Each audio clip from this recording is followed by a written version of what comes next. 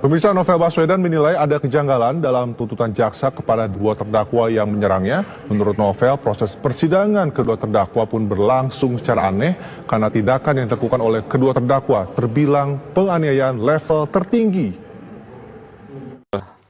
Yang pertama tentu saya setelah melihat berita di media bahwa penuntut umum menuntut kepada kedua terdakwa dengan tuntutan 1 tahun penjara, dan disampaikan juga pasal yang disangkakan dalam tuntutan itu adalah pasal 353 ayat 2. Di sana saya yang pertama memang apa yang saya katakan sebelumnya bahwa ini banyak kejanggalan semakin memperlihatkan.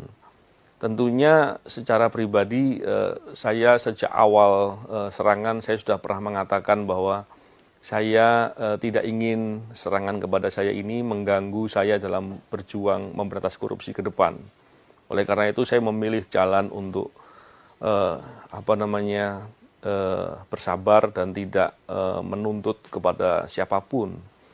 Walaupun demikian tentunya demi kepentingan penegakan hukum, kepentingan keadilan, kepentingan kemanusiaan, tentu menuntut agar siapapun penyerang itu harus diungkap adalah suatu hal yang wajib saya lakukan. Tapi bukan sekedar masalah dendam untuk membalas. Tapi belakangan ketika saya melihat proses penyidikan berjalan, proses di penuntutan yang diawali dengan dakwaan dibacakan di persidangan, hingga terakhir kemarin tuntutan disampaikan oleh jaksa penuntut, semakin meyakinkan kepada diri saya bahwa ada yang tidak beres di sana.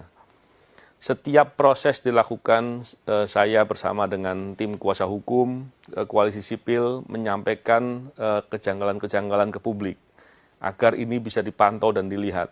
Kenapa ini terus saya lakukan itu?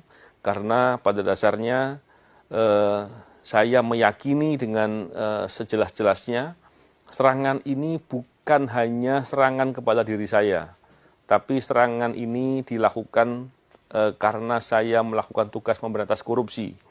Ini adalah upaya serangan kepada upaya pemberantasan korupsi yang luas, baik itu terhadap KPK maupun siapapun. Bahkan saya melihat upaya ini upaya untuk menakut-nakuti atau mengancam kepada orang yang berani dengan lugas, dengan tuntas untuk berjuang memberantas korupsi.